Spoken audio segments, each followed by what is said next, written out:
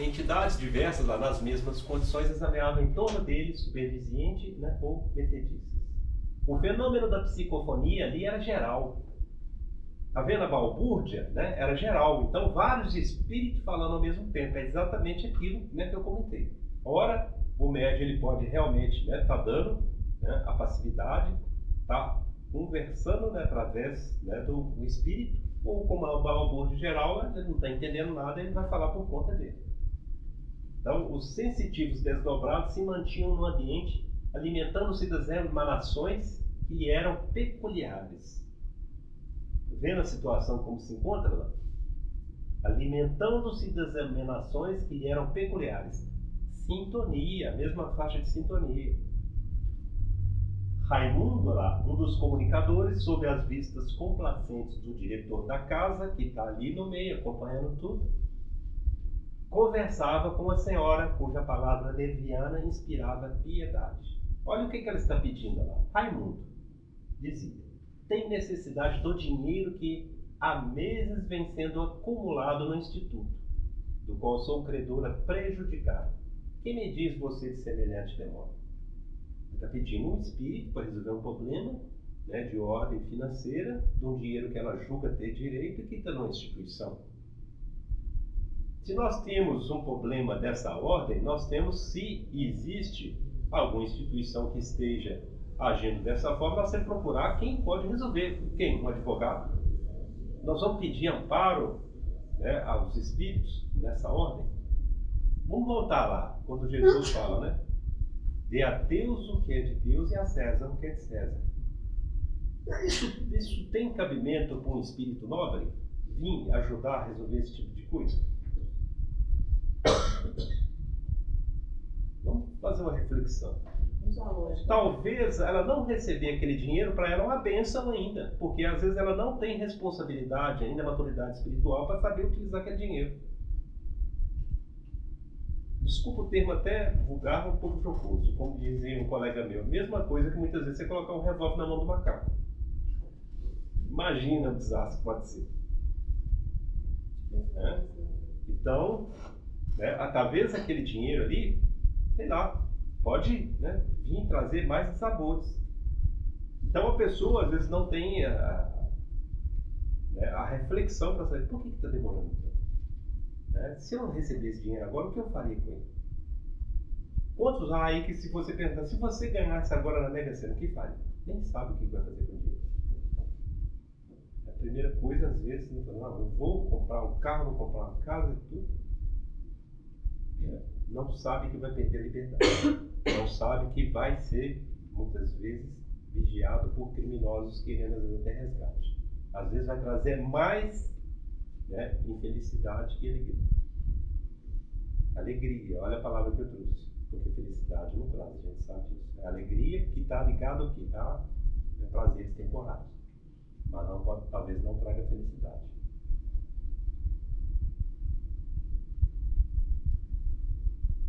E ele responde para ela, né, o médico: espere, minha irmã, recomendava a entidade, trabalharemos em seu benefício. E a palestra lhe continuava entre eles. A solução é urgente, ela insiste. Você deve ajudar-me com a ação mais expedita. Tente uma volta pelo gabinete do diretor Ranzinza e desencrave o processo. Você quer o endereço das pessoas que precisamos influenciar? Olha as palavras dele. Falando com o espírito. Você quer o endereço das pessoas que precisamos influenciar? Não, conheço, mas e sei onde mora. Vejo, Raimundo, que você anda distraído. Não se interessou por meu caso com a presteza justa. Não é bem assim. Tenho feito o que posso. Muitas vezes o espírito até tenta mesmo. Só que existe, né, uma força maior que a força de Deus. E se aqueles, né, que estão envolvidos nisso, né, estão alicerçados no bem, tá, esses espíritos pouco conseguem. E pode haver aquele motivo, como eu falei. A falta do dinheiro agora, para ela, talvez é salutar. Esse dinheiro pode ser desastroso. Então, os benfeitores espirituais, sabendo disso, né, então, impede naquele momento que ela tenha isso. Outro ponto que nos traz aqui, né? André Luiz, olha lá. Enquanto a matrona baixava o tom de voz, cochichando, um cavaleiro maduro dirigia-se a Teotônio. Teotônio é o outro médico. Olha lá. O outro comunicante da noite, clamando indiscreto. Teotônio, até quando me cabe aguardar? A entidade, que parecia empatucar-se com a pergunta, silenciou humilde. Mas o interlocutor, alongou-se exigente. Observa que a intransigência é dos encarnados que estão ali fazendo o pedido. Olha como é que eles são intransigentes, indolentes, são espíritos rebeldes, com espírito imediatista, pelo termo como eles colocam, eles querem que os espíritos resolvam rápido, ou seja, sentimento de imediatismo, eu quero agora, isso tem que ser agora. Os termos da palavra praticamente é esse, não? Vai para 4 meses que espero pela decisão favorável referente ao emprego que me foi prometido. Está pedindo interferência no emprego. Entretanto, até hoje, você não conseguiria liquidar o problema? Nisso, outra senhora ocupou a atenção de Raimundo solicitando. Meu amigo, conto com seu valioso concurso. Sou mãe. Não me conformo em ver minha filha aceitar a proposta de um homem desbriado para casar-se. O que está pedindo também? São questões dos relacionamentos que nós é que temos que resolver, estamos pedindo interferência espiritual.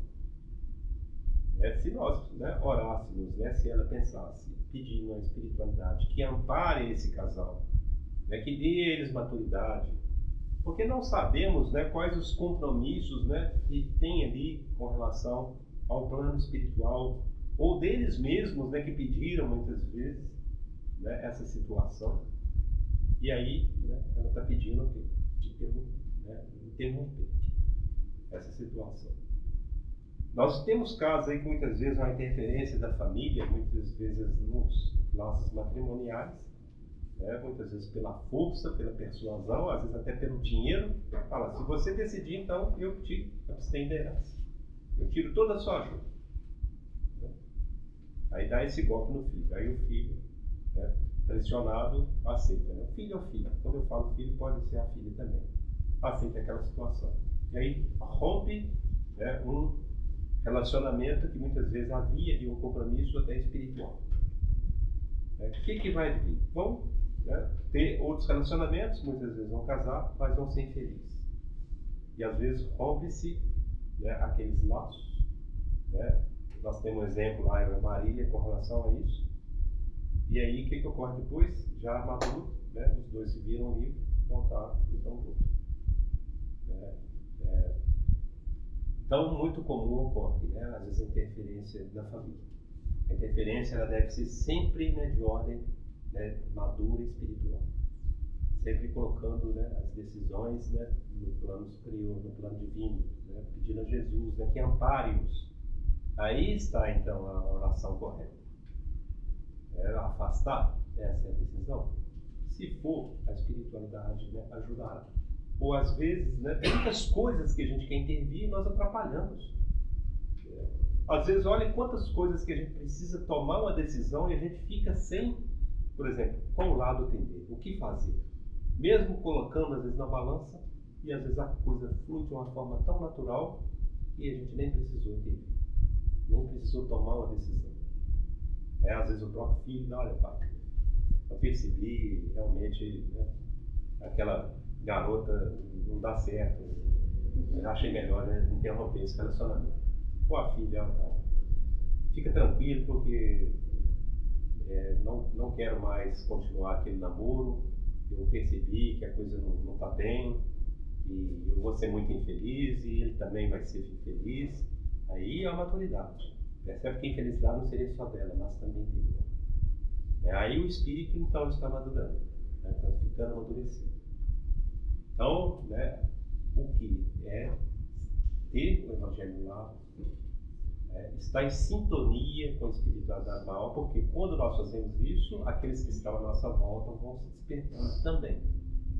Passam a ter uma visão mais ampla da sua própria vida, da sua existência, do seu compromisso de existência espiritual. Né? Qual a sua missão aqui, para que você veio? Né? Qual a sua relação com a sua família, né? Com a sociedade? Ajuda tudo, olha para vocês verem como é importante o Evangelho no lar, porque ajuda a concatenar essas ideias quando nós estamos num ambiente sob proteção. Quando se faz o Evangelho no lar, nós estamos criando o quê? Um campo sagrado. O campo sagrado, espíritos, né, como mentes enfermiças, né, acabam não tendo acesso. E quando tem, né, são acolhidos, né, são amparados. Há o despertamento. Agora, aqueles que querem simplesmente, né, praticar vandalismo, né, espíritos cruéis, né, acabam. A própria energia que emana do ambiente faz com que eles não se sintam bem. Muitas vezes não precisa nem de ações dos benfeitores espirituais. Eles se afastam, né, pela própria energia que emana do ambiente. Então, o nosso ambiente do lar ele deve ser tratado, né, de uma forma como um ambiente sagrado. Né, com tons de palavras, né, moderadas, né, sem gritos, né, sem discussões improfícuas que não vão levar a nada, trazer angústia, tristeza, respeito, paciência. Né, isso tudo ajuda, né, a harmonizar o ambiente. Né, músicas, né, salutares, saudáveis. Programas também, né, televisivos, né, que tragam, né, nobreza de caráter, de moral. Se nós colocarmos, né, determinados tipos, a nossa mente, né, tudo, né, está ligado ao nosso campo mental. Nós podemos ser influenciados por aquilo que se relata naquele momento, nos tornarmos muitas vezes, como é colocado, como julgadores, como juízes, e daqui a pouco nós, no nosso campo mental, nós estamos condenando aquele, né, vamos falar assim, que ele ainda, né, é muitas vezes um suspeito. E nós, até perante a forma como a imprensa o coloca, nós o estamos condenando. E aí que nós estamos, né, atraindo espíritos, né, da mesma ordem de pré-julgamento. Então nós estamos maculando, né, o nosso lar. Então olha quanta responsabilidade nós temos, né, para com o nosso ambiente. Né? Então nós é que criamos o nosso ambiente, nós é que construímos. Se nós trabalharmos isso com, né, seriedade, com amor, com respeito, então aqueles que adentram ou que convivem, né, vão também se beneficiar com isso. E a espiritualidade até nos fala, né, até a vizinhança é beneficiada. Até a rua fica, né, em proteção. Muitas vezes, criminosos que passam pela rua, olha para um lado, olha para o outro, né? Fala, aqui não está legal. Vamos sair daqui porque aqui nós podemos ser descobertos. Vamos sair daqui que não dá para a gente fazer o que nós estamos pensando.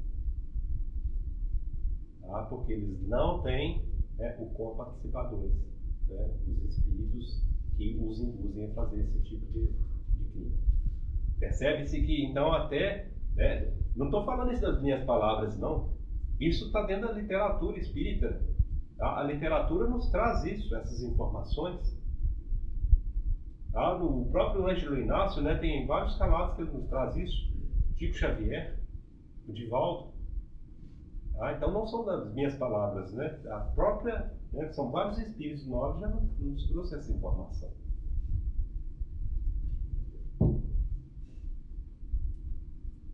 E continua aqui, ó. Raimundo então responde, né? Subserviente era enquanto Quintino, que é o diretor, aquele o qual, né, o espírito Cássio tenta, né, mobilizar todos os recursos para que ele se desperte, ela tomava a palavra. Logo em seguida, pedindo uma prece. Mas qual o caráter dessa prece? O que ela está pedindo aos espíritos? O que ela solicita? Em conjunto lá, a fim de que os desencarnados se fortalecessem para corresponder à confiança do grupo, prestando-lhe os serviços solicitados. Jamais vai ter amparo, né, de espíritos nobres. Ele está implorando ali, ó, para que os desencarnados, né, tenham energias necessárias para atender ao pedido, né, da clientela. Não vai ser por espíritos nobres, não. Entendimentos e conversas continuaram entre comunicantes e clientes da casa. Todavia, não mais lhes dei atenção, considerando-lhes o obscuro aspecto. Então agora ele já vai fazer uma reflexão em tudo aquilo que eles viram. Fala, em aflitivas circunstâncias, vira obsidiados e entidades endurecidas no mal, através de tremendos conflitos.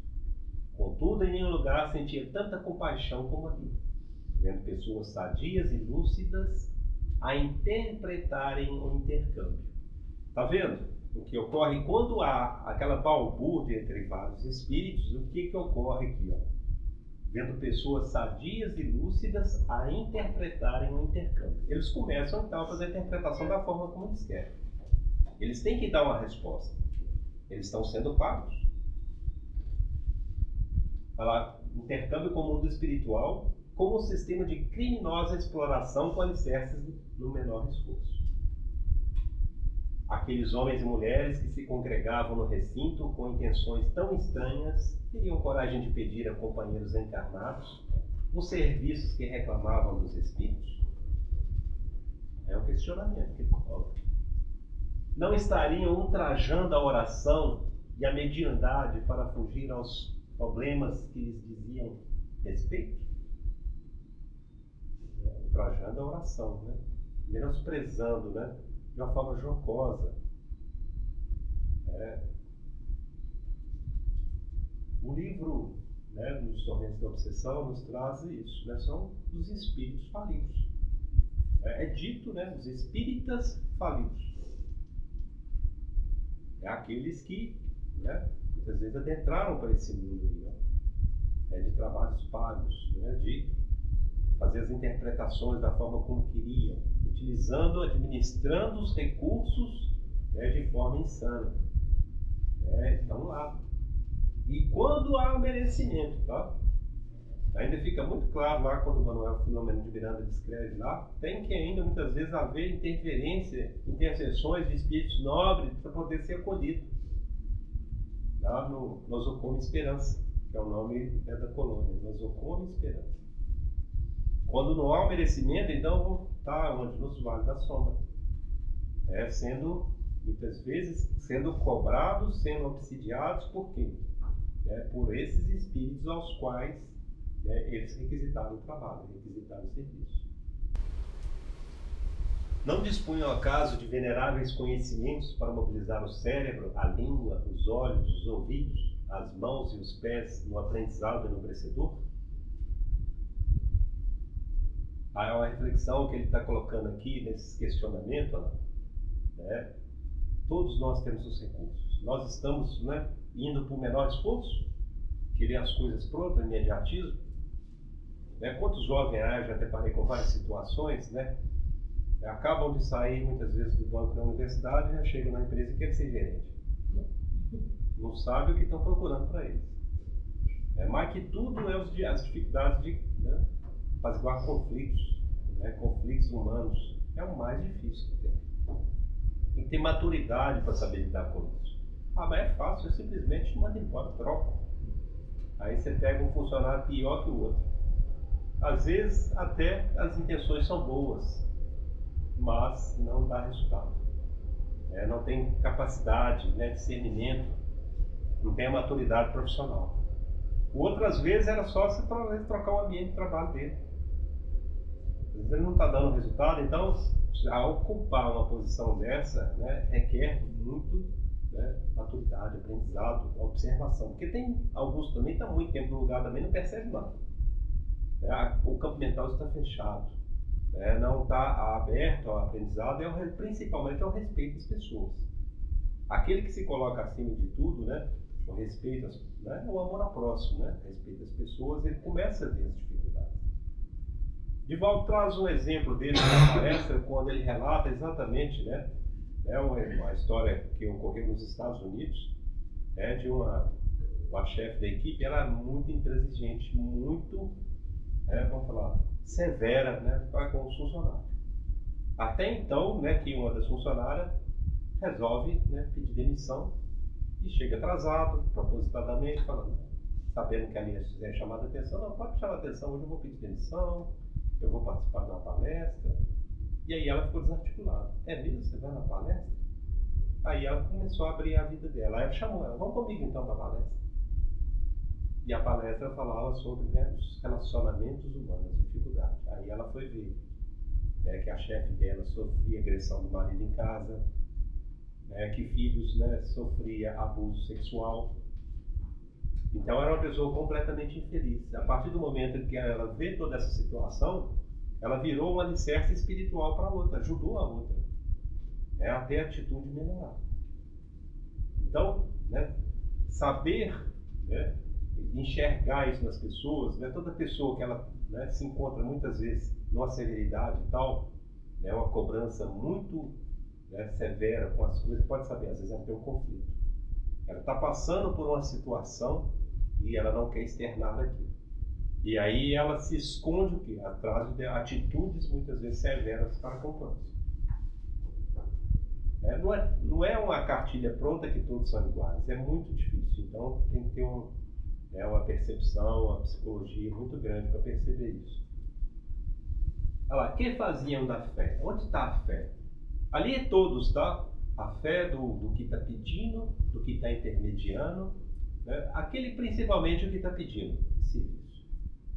Quando ele está pedindo serviço é falta de quê? De crença em Deus. Falta de crença nele próprio, que ele pode alcançar aquilo sem interferência de espíritos. Se ele crê em Deus, né, que ele pode e que ele precisa trabalhar, mas ele não quer trabalhar, é um espírito preguiçoso. Vocês vão ver que o termo colocado é esse, é um espírito preguiçoso. Ele quer tudo, mas sem o menor esforço. Muitas vezes quer muita coisa, mas vamos ter que estudar tudo isso.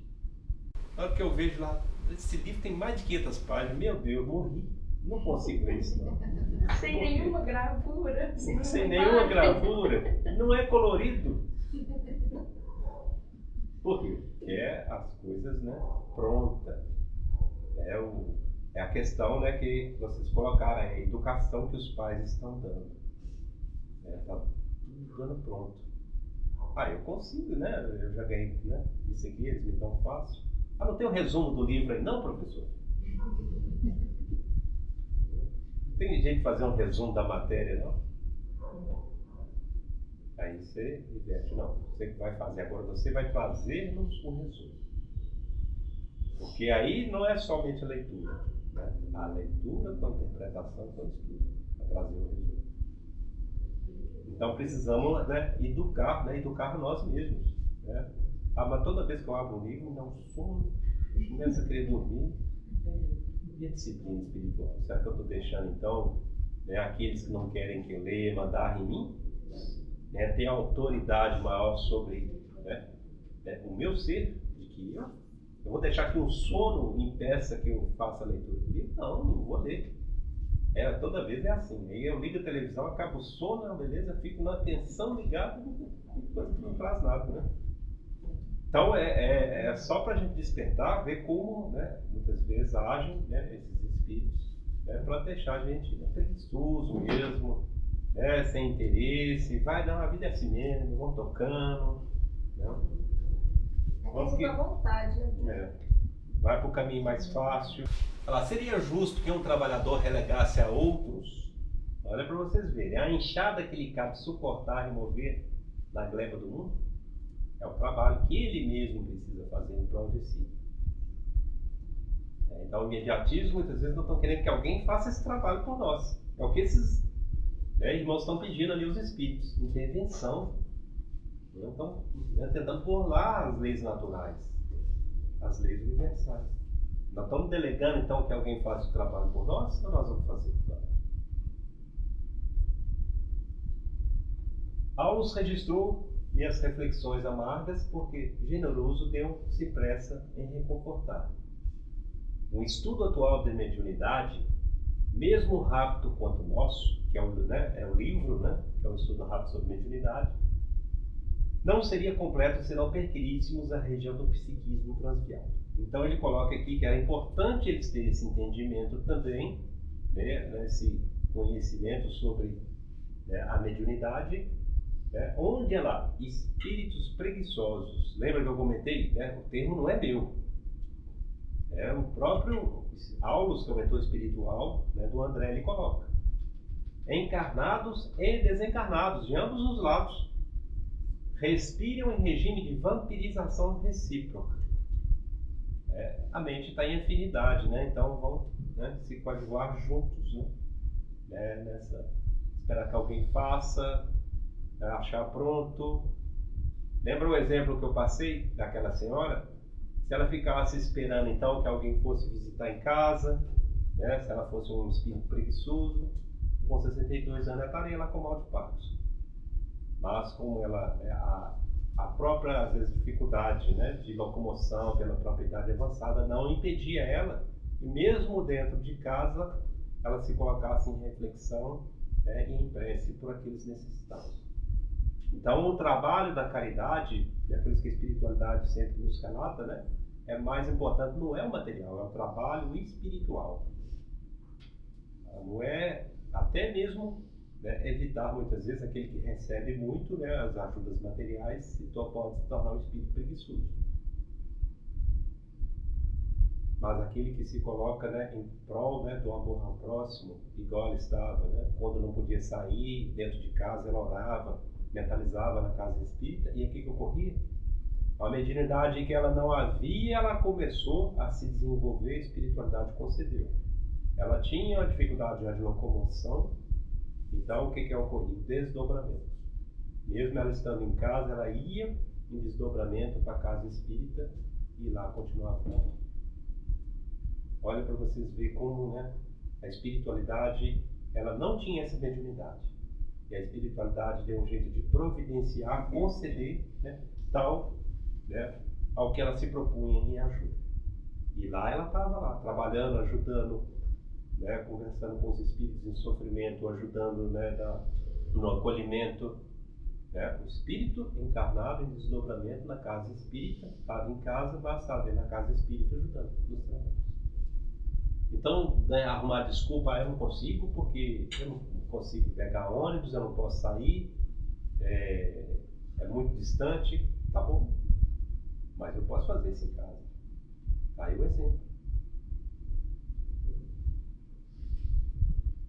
Aliás, né, constituem produto natural da ignorância viciosa em todos os tempos da humanidade. Aqui ele está colocando a questão da preguiça, né?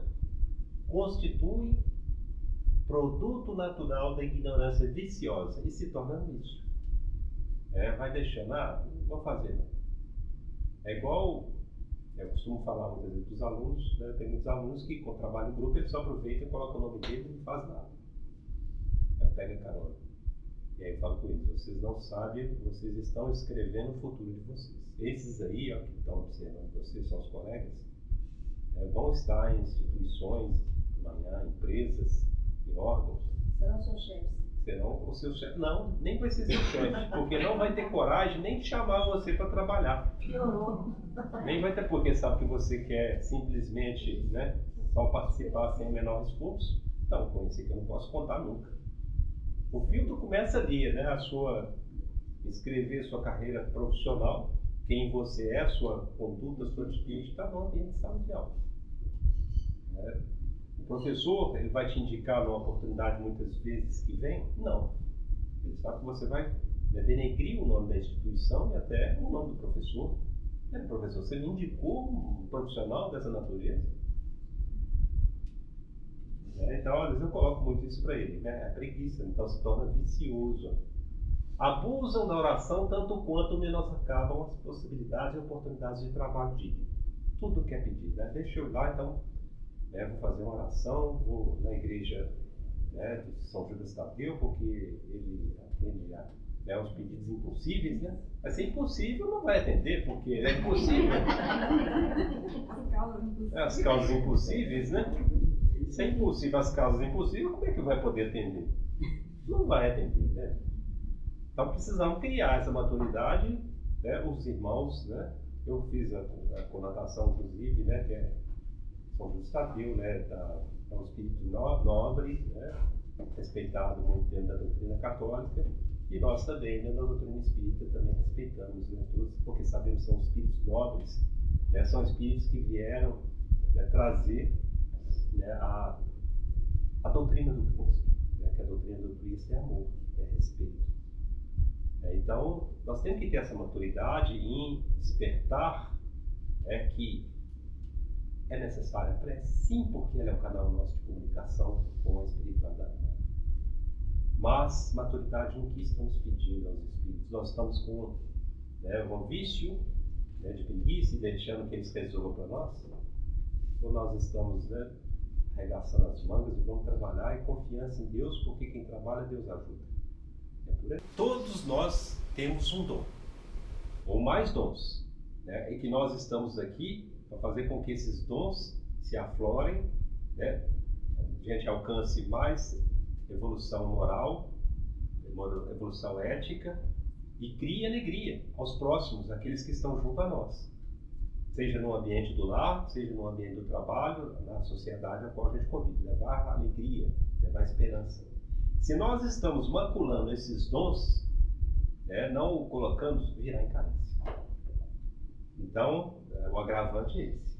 Aquilo que nos foi concedido e não utilizamos, nós vamos sentir falta depois. Não. Você teve, não soube administrar, agora não pode. Na realidade, a espiritualidade não determina isso, somos nós mesmos. Aí fala, não, eu tive isso, é melhor que não estou merecendo. Então, o colega até brinca, eu vou tomar um cafezinho, apesar que eu não estou nem merecendo esse cafezinho, porque eu nem trabalhei hoje direito. Mas é mais ou menos isso. Não, nós nos cobramos isso depois, porque a consciência nos cobra. A nossa consciência espiritual. Mas prosseguirão assim indefinidamente? É um questionamento colocado. André, sua dúvida está fora de propósito. O espírito é um ser imortal, eterno. É claro que a lei do progresso vai chamá-lo. Naturalmente, ele vai ter que se despertar. Até André Luiz faz pergunta. Você possui bastante experiência para saber que a dor é o grande ministro da justiça divina. Vivemos a nossa grande batalha de evolução. Quem foge ao trabalho sacrificial da frente encontra a dor pela retaguarda. O espírito pode confiar-se à inação, mobilizando delituosamente a vontade. Contudo, lá vem um dia tormenta, compelindo-o a agitar-se e a mover-se, para entender os impositivos do progresso com mais segurança. Não adianta fugir da eternidade, porque o tempo benfeitor do trabalho é também o verdugo da inércia. Hilário, que refletia silencioso junto de nós, inquiriu preocupado. Por que se entregam nossos irmãos encarnados a semelhantes práticas de menor esforço? Há tantas lições de aprimoramento espiritual, há tantos apelos à dignificação da mediunidade nas linhas doutrinárias do Espiritismo, por que o desequilíbrio? A falta de estudo, né? Falta de estudo. A intuição vem, porque nós temos energia de luz intrínseca em nosso espírito. Então, por isso que sempre a nossa consciência nos chama atenção, mas a preguiça moral não deixa que agimos. É nós mesmos. Hilário, é imprescindível recordar que não nos achamos diante da doutrina do Espiritismo. É imprescindível recordar que não nos achamos diante da doutrina do Espiritismo. Presenciamos fenômenos, ele quis dizer o seguinte: aquilo que está se passando ali não tem nada a ver com a doutrina do Espiritismo. Não tem nada a ver com a codificação de Kardec. Aquilo é criação do próprio ser encarnado coadjuvando com os desencarnados. Não há nenhum preceito da doutrina espírita ali. Presenciamos fenômenos mediúnicos manobrados por mentes ociosas, afeiçoadas à exploração inferior por onde passam, dignas por isso mesmo de nossa piedade. E não ignoramos os que fenômenos mediúnicos são peculiares a todos os santuários e a todas as criaturas. Os fenômenos mediúnicos ocorrem.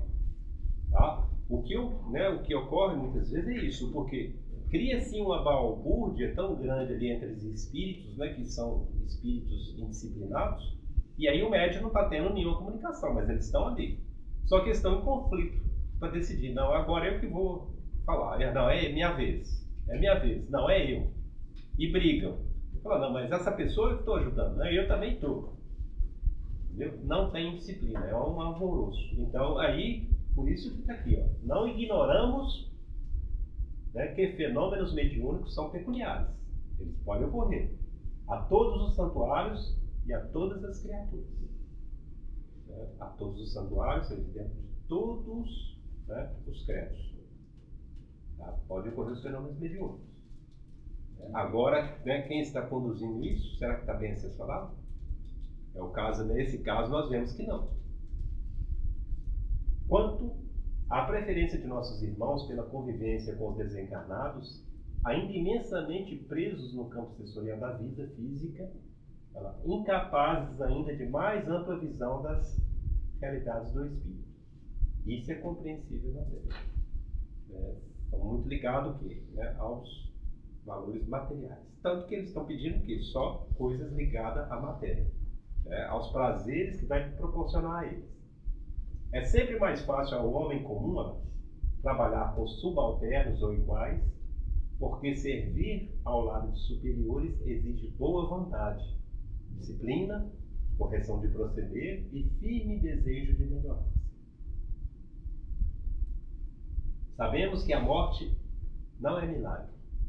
Cada qual desperta depois do túmulo na posição espiritual que procurou para si mesmo. Então fica essa reflexão, todos nós, né? Como estamos orando? O que estamos pedindo?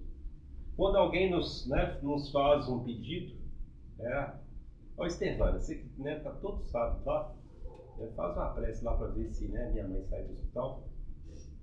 Ô Estevana, ora lá para minha filha que ela não quer estudar. Então nós já sabemos, como, desculpa usar o seu nome. Nós sabemos, todos nós recebemos esse tipo de pedido. Alguns até falam assim, vai lá, você está indo lá na reza, reza por mim lá. Você está indo lá fazer uma prece, então a pessoa faz o pedido, mas ela, será que ela está orando por ela? Então vamos pedir para que ela desperte. Ela comece a saber que ela mesma pode dar o passo. Façamos um convite também. Que tal você ir lá? Só para fechar aqui, o homem vulgar sente-se mais assolto junto das entidades que lhe lisonjeiam as paixões. Há aqui os elogios improfitos. Somos merecedores de elogios? Claro que não, nós sabemos que não. Então, o espírito que vem nos elogiando muito, nós podemos saber que tem coisa errada. Tá? Agora, há o encorajamento. Espíritos nobres vêm nos encorajam. Você está no caminho certo, na perseverança. Então, continue indo no caminho que você está, mas perseverança. Mas sem elogios exagerados.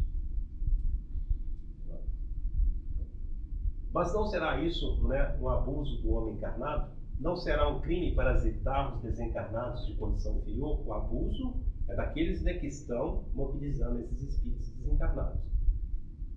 É uma pergunta que o Hilário, que é o companheiro do André, faz. Isso não parece dúvida, confirmou o instrutor. Isso é delito, esse delito ficará impune? A pergunta ainda que faz. Aulus fixou leve expressão no bom humor e respondeu: não se preocupem demasiado. Quando o erro procede da ignorância bem intencionada, a lei prevê recursos indispensáveis ao esclarecimento justo no espaço. Muitas vezes aquele espírito que não estudou, não aprendeu ainda, às vezes a intenção é boa, mas está cometendo erro. Tá? A lei, agora aquele que já sabe, a lei inclusive é amenizada. Mas aquele que já tem conhecimento, a lei vem em plenitude. Teotônio e Raimundo, tanto quanto alguns dos outros desencarnados, da posição deles, e que aqui se aglomeram, realmente são mais vampirizados que vampirizadores.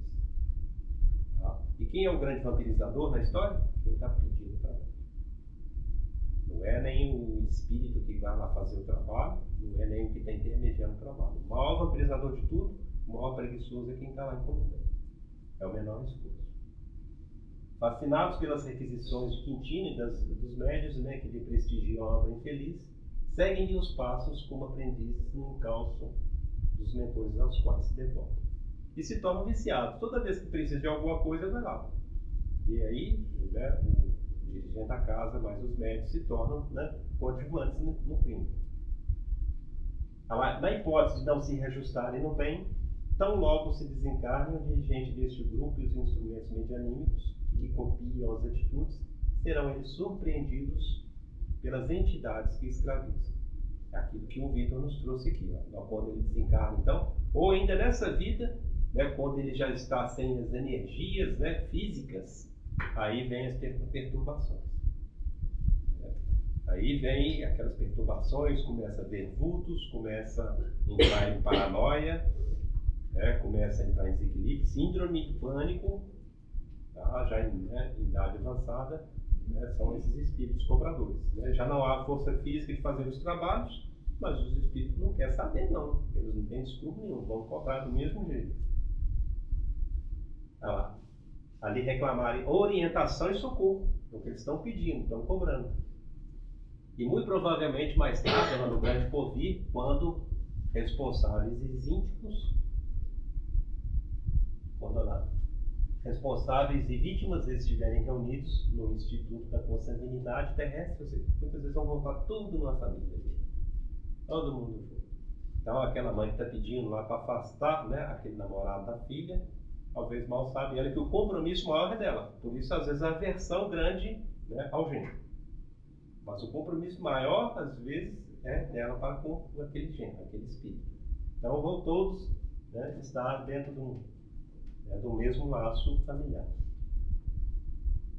Acendendo contas e recompondo atitudes, alcançarão pleno equilíbrio nos débitos em que se emaranharam. Então, a conclusão, né? O que ele conclui? Cada serviço nobre recebe o salário que lhe condiz respeito e cada aventura menos digna, né, que é o que retrata aqui o capítulo, tem o preço que lhe corresponde. Então, tudo que fazemos, né, é semeação. E o que se semeia se colhe. Vamos encerrar então.